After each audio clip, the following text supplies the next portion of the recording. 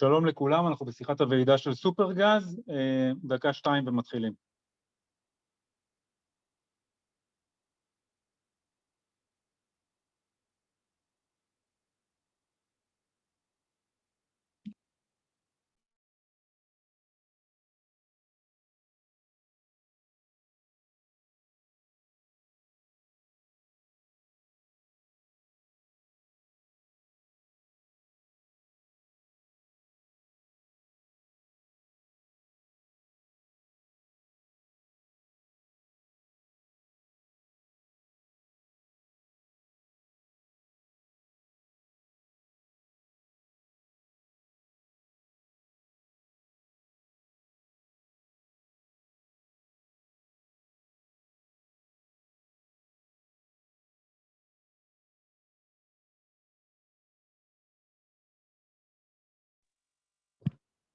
טוב, שלום לכולם, אנחנו בשיחת הוועידה של סופרגז לסקירת הפעילות העסקית, בדגש על הפעילות בארצות הברית.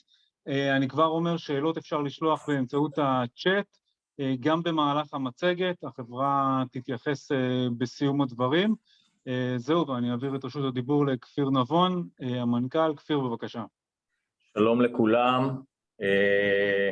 קודם כל נמצאים איתנו היום פה בחדר ג'ון נייט, מנכ"ל החברה שלנו בארצות הברית, בלנס רוק פאוור. איתי בחדר פה שאתם לא רואים במצלמה נתי בוטבול, סמנכ"ל הכספים, ויובל בר יוסף, סמנכ"ל פיתוח עסקי שאחראי על הפעילות בארצות הברית.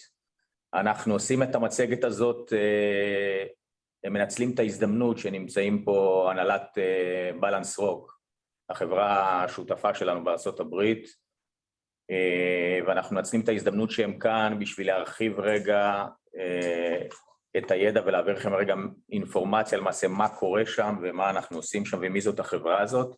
אנחנו כמובן נצל את ההזדמנות ונספר על מה סופרגז עשתה בכלל בשאר הפעילויות שלה פה בארץ בשנה האחרונה. נתייחס כמובן גם לדוחות. אנחנו נעבור בהמשך לאנגלית, כיוון שג'ון הוא דובר אנגלית, אז תהנו משתי השפות. דבר ראשון, אנחנו בסופרגז בתנופה מתוכננת של התפתחות לקראת חברה שעומדת על כמה רגליים ולא רק על רגל אחת. חברה שלא נשענת רק על זרוע הגפ"ם, וכפי שאתם יכולים לראות כבר בשנת 2020, ואנחנו גדלנו גם ב-2021, והתחלנו להגדיל זרוע נוספת שנקראת זרוע הגז הטבעי, ואנחנו בתוכניתנו, וזה מה שאנחנו עושים, רגע מגדלים זרועות חדשות שיאפשרו לחברה להתפתח ולגדול, מבחינת תחומים חדשים, לאנרגיות מתחדשות, קוגנרציה, פעילויות הגירה, מספק חשמל, הרבה מאוד פעילויות סינרגטיות שלנו כסופרגז, כחברה שרואה את עצמה כספק אנרגיה רב תחומי, ואנחנו מתקדמים בצורה בטוחה בסך הכל ומהירה לכיוון היעד שלנו, לחברה שנשענת על כמה רגליים מרכזיות.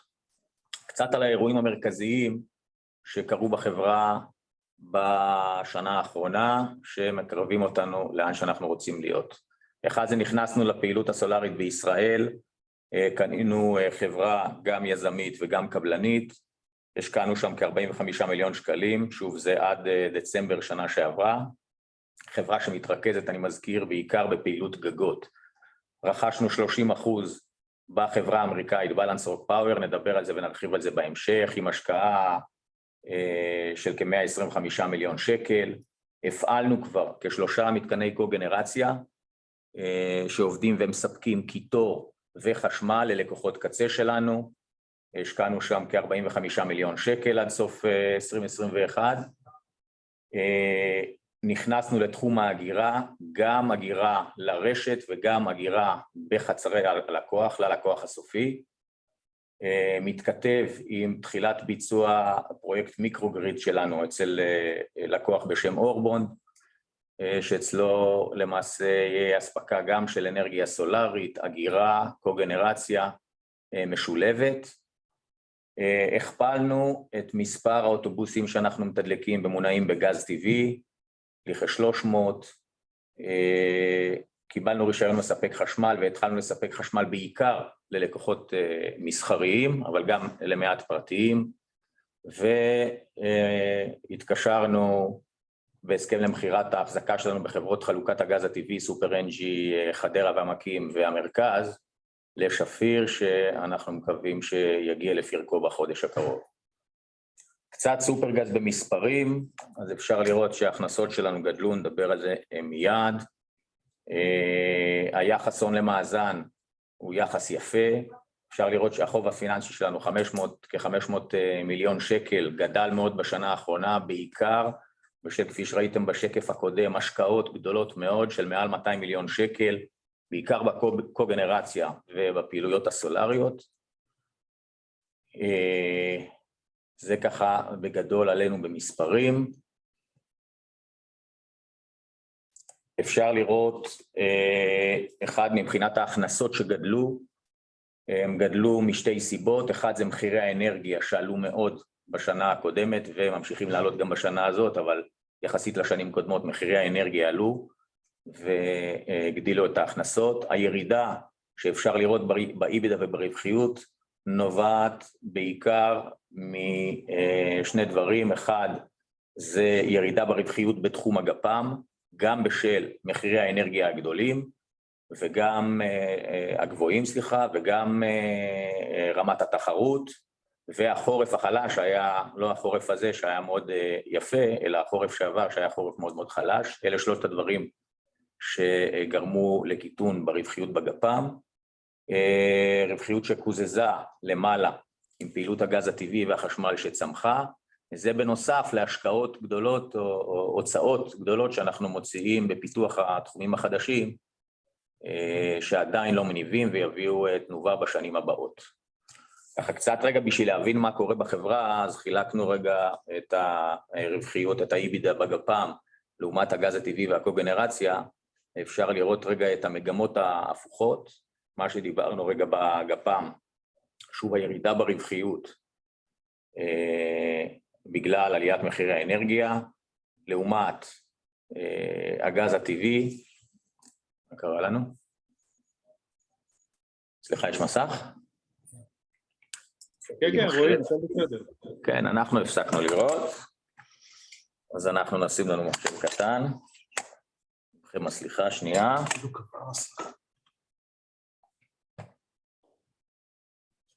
לעומת הגז הטבעי, שאפשר לראות שם התפתחות ברווחיות, גם במחירות וגם ברווחיות. אחד, בגלל מחירי האנרגיה שעזרו לנו, ושתיים, גידול בפעילות, גם חיבור של לקוחות, מפעלים, וגם לקוחות של ציים. אז יש לנו בסך הכל גידול יפה בפעילות הגז הטבעי והחשמל, מגמה שאנחנו מקווים שתמשיך איתנו לשנים הבאות. דאון. רגע.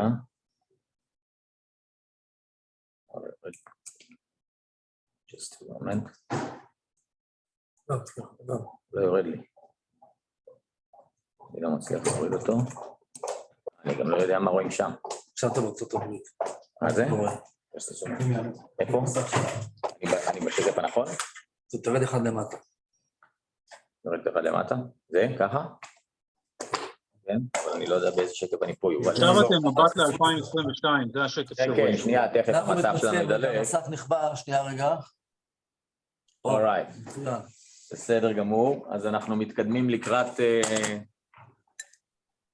מבט למה אנחנו הולכים לעשות השנה, בשנה הקרובה, והתחלנו כמובן אחד, זה מעבר להקמה והפעלה של מתקני קוגנרציה נוספים. הזכרתי שבשנה שעברה הפעלנו כ3 מתקנים, אמנם קטנים, כל אחד מהם של 1.5 מגה, והם התחילו לעבוד בסוף השנה סביב דצמבר.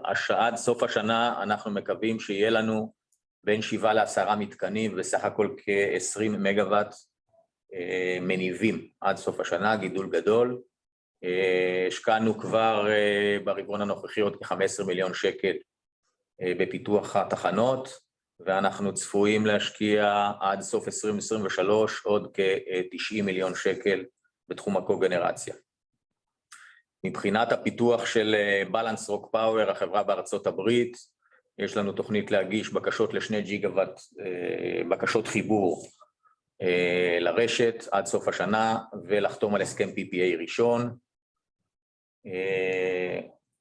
מבחינת הקמת פרויקט המיקרוגריד ראשון, שהתחלנו אותו לפני מספר חודשים, אנחנו בתוך כשנה מהיום מקווים להגיע ולסיים אותו. אספקת חשמל ללקוחות עסקיים, כמו שאתם מכירים, הרפורמה יצאה לדרך, היא טיפה התעכבה בכמה חודשים, אנחנו כבר היום מספקים למספר לקוחות מסחריים ופרטיים חשמל, והצטרפו כבר ביוני לקוחות נוספים שכבר חתומים וייכנסו לבלק, הלקוחות שלנו, וכבר השנה יהיה, אנחנו מקווים, מחירות לא מבוטלות בתחום הזה. אנחנו רוצים לממש את צבר ההסכמים הסולריים שיש לנו פה בארץ. אני מזכיר, אנחנו מחוברים או מימשנו כ4 מגוואט עד היום. אנחנו רוצים עד סוף השנה לממש חלק ניכר מהפרויקטים שיש לנו. אנחנו יושבים היום על כבר כ35 מגוואט הסכמים חתומים, ורוצים חלק גדול מהם להספיק לחבר עד סוף השנה. אנחנו נמשיך לפתח את נושא הגז הטבעי לתחבורה הכבדה הציבורית. יש אשכולות חדשים שזכו בפעילות חדשה, וציים חדשים שייכנסו במהלך השנה הזאת. אנחנו מקווים לעוד כמה מאות, ויגדיל את מספר הרכבים שאנחנו מתדלקים בפעילות הברוכה הזאת מבחינתנו, ורוצים להתחיל את נושא ההגירה בחצר הלקוח, שוב, במסגרת הרפורמה, שתאפשר מחירה בילטרלית של חשמל ובין הלקוחות.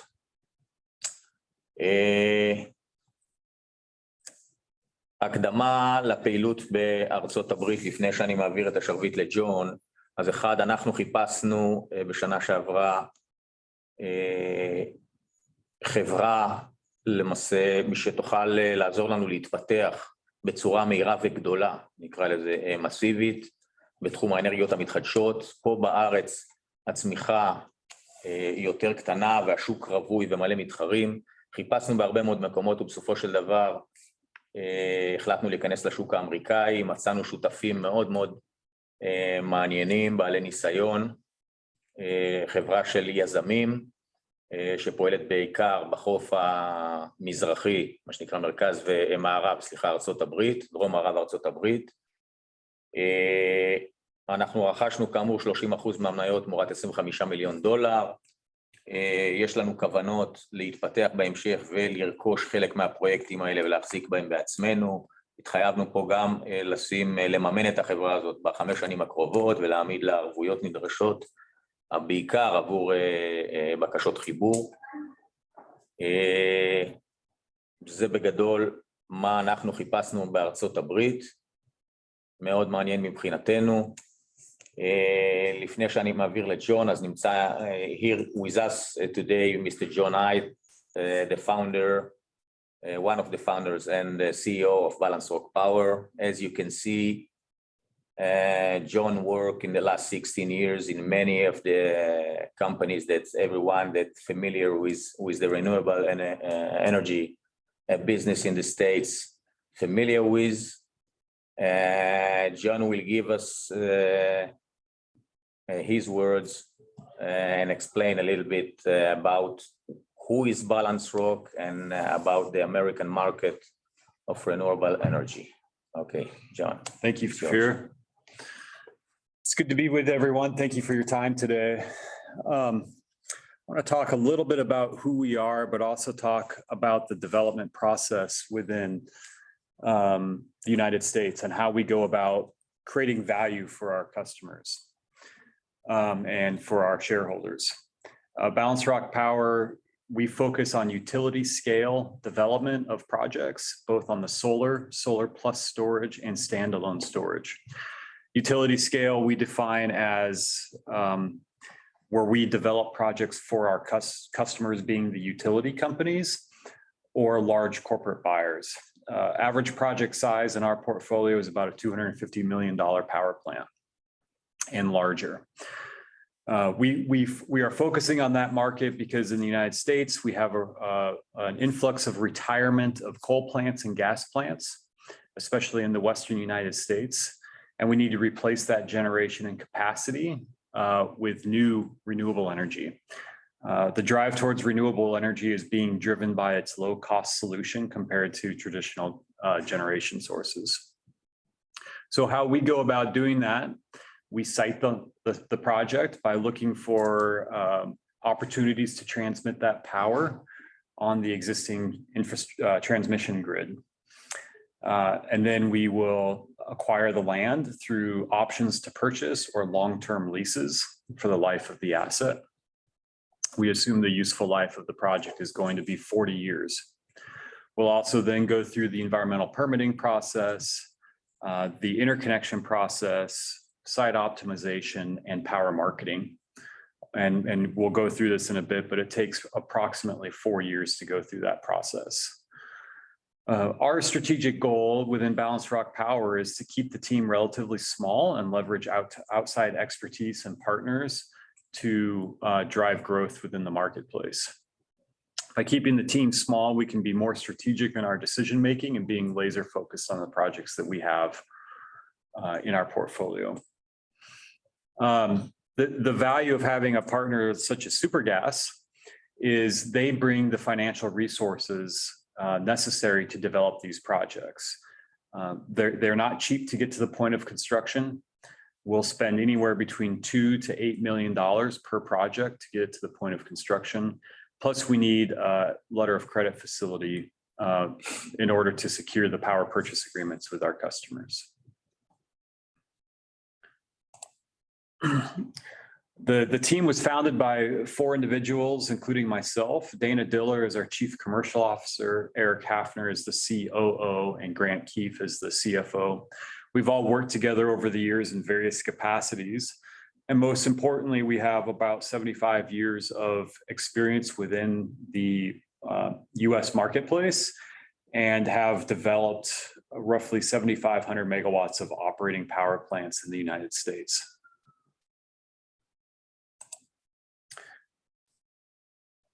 Our team overall consists of individuals that are coming from other major developers within the United States and internationally. This map represents projects that we have worked on in prior lives, and we're bringing that collective experience to the Balanced Rock Power team. The company is based out of Moab, Utah, with an office in Phoenix and employees scattered throughout the Western United States to support the needs of the company. Our individual pipeline right now sits at roughly 6,000 megawatts of projects that we're developing, and we're focusing on the Western United States.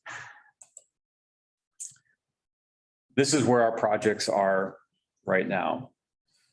In the West, we are focusing in ERCOT, which is largely consistent of Texas. We have one project in South Dakota, which is the Western electrical market.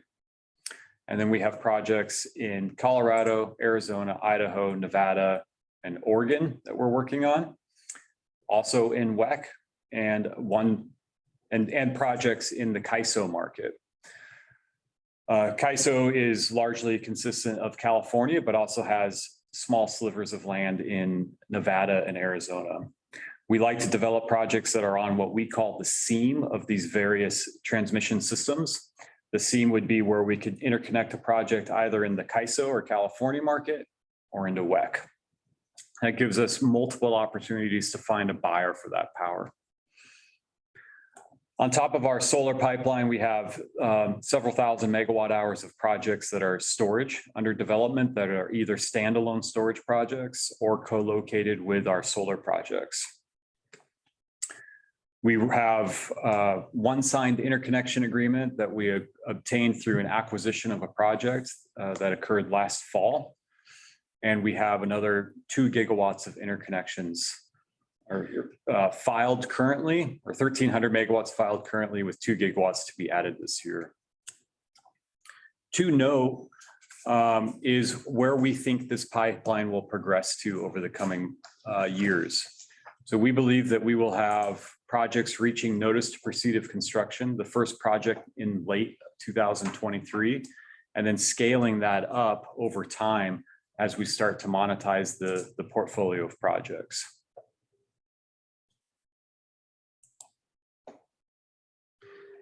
This graph outlines the risk profile versus return of a typical development project. There's a lot of value created and very little capital expended at the very early stage of a project. And that's the siting. I always say to my team that siting is half the battle and half the challenge in getting these projects developed. So the site selection, securing the land, and obtaining the permits can create a significant amount of value with very little project costs. So the blue line represents our project risk. Red line is cost. Green line is the value created, with the spread between the green and red lines being the profit. You'll notice that the further along we take the project to notice to proceed of construction, or NTP, the profit and the value created increases significantly.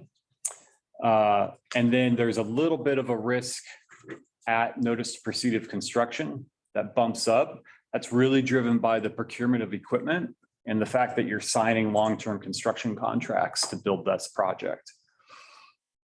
Our business plan as Balanced Rock Power is to monetize the assets at notice to proceed of construction, and we would then sell those projects to long-term owners.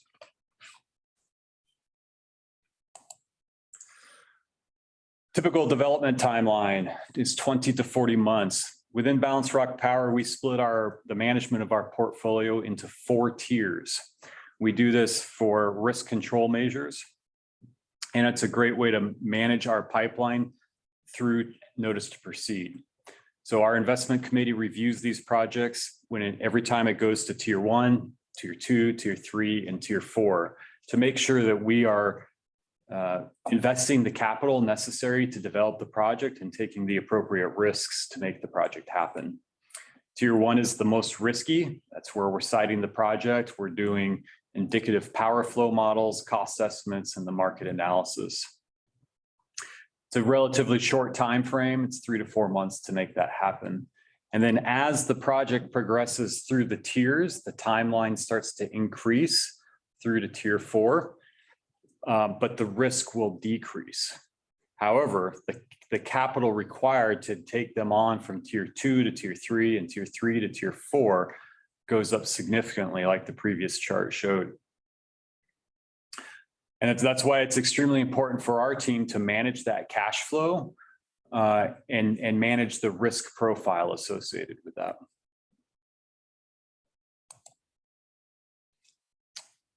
This shows a representative chart of what that cash outflow would be, and then compared to what would happen at a sale. So in this particular case, assuming a 325 megawatt DC project, we are assuming it's going to cost us $8 million to get the project to the start of construction, and roughly 14 months. We believe that a project of this size, we could sell for $30.75 million in the marketplace, representing a profit of $22.75 million on the project. And then the buyer would turn around and build that project and operate it and own it for the next 30 to 40 years of the asset's life. Cumulative cash flow obviously starts to increase over time as expenses increase. And then we're in the business for that asset monetization for that $30 million revenue stream. As we start to show success in the marketplace, there's lots of different ways we can capture that revenue on how we create recurring revenue for the company.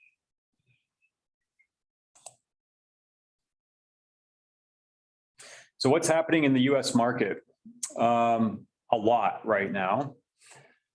The As I mentioned earlier, there is a lot of coal plants and gas plants being retired. That's the main driver. When I think about what's going to mitigate our risk in terms of a downturn in the market and the overall US marketplace, if that were to occur, we still need power.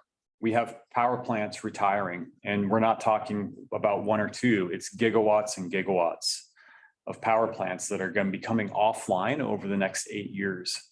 That power needs to be replaced by renewable energy.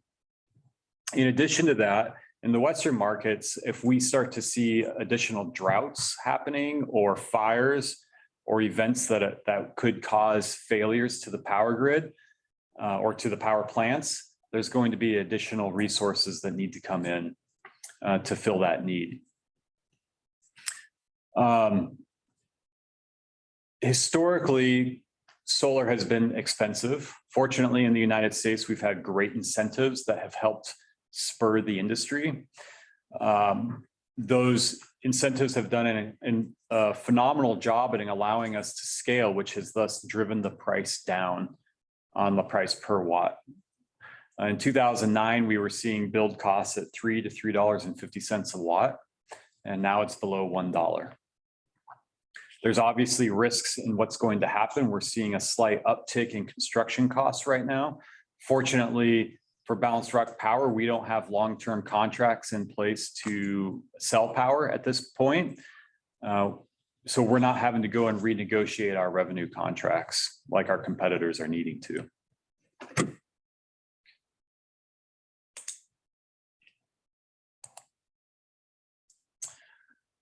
This chart's important because it shows some of the representative companies that we have transacted with in the past. What's most important is that this represents the majority of the Western utilities, which is where we're focusing our market efforts. We have deep relationships with every one of these organizations, going from the C-suite down, and we are in active discussions with each one of these companies. One of our philosophies within Balanced Rock Power as we develop assets is really to maintain close relationships with our customers. The purpose for that is I want to make sure that I'm developing a project for my customer that they want, as opposed to developing a project that I think they want. So having that continued discussion with them is extremely important to make sure that our portfolio performs at its highest level. Another large buyer of powers outside of utilities is the corporations. We've seen corporates buy more and more renewable energy in the marketplace over the last decade, to the point where it's nearly half of all power purchase agreements in the United States. The majority of those contracts are happening in liquid markets or deregulated markets like PJM, ERCOT, and CAISO, but it's also happening in regulated markets as these various corporate buyers are demanding it from their utilities that they're working with. Outside of what we're doing, I think it's always important to outline some of the recent transactions. We've formed our partnership with Supergas in August of last year. Since that time frame, there have been many transactions that have occurred that have driven value for the shareholders. Most notably is the recent announcement between Shell and Savion for Shell to purchase Savion for roughly $1 billion. That transaction is moving forward. The importance of this is it shows the amount of demand, not only for the power, but also for the deployment of the capital of those power plants into the US market.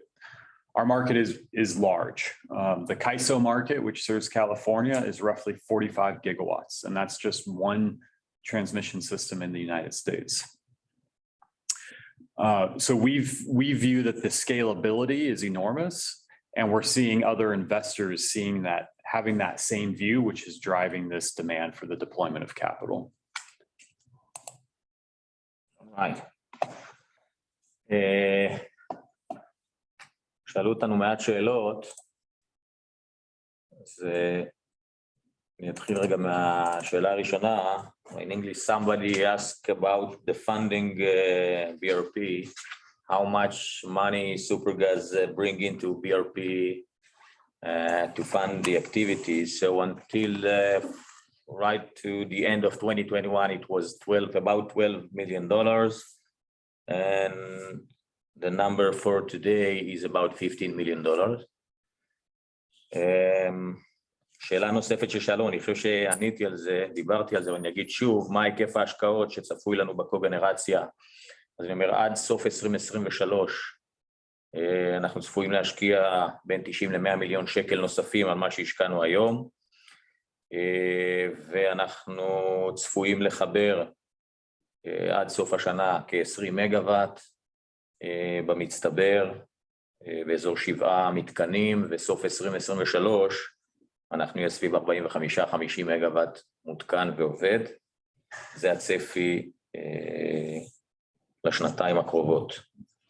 יש עוד שאלות, נתי? Some questions for me or for John? Yes, another one for John. Cover the development in price per megawatt for NTP in the last 12 months. I guess as that price changed in the last 12 months. The development cost. The Yes. development cost per megawatt. No, the cost to develop hasn't really gone up on these projects. And when I think about the development side, it's land, permitting, interconnection requests, and engineering. Where we are seeing inflationary trend occur is in the supply of the equipment, so your solar panels, your inverters, racking systems, and construction costs. But the pure development cost hasn't been going up. What is the prices per megawatt at NTP? Roughly now. Roughly 80 cents per megawatt, excluding your interconnection costs. All right. יש עוד שאלות או משהו? No. חברים, תודה רבה לכל מי שהשתתף והקשיב. מוזמנים לפנות אלינו בטלפון, מי ששכח או נזכר מאוחר. אנחנו כאן, אז שיהיה המשך יום טוב ולהתראות לכולם.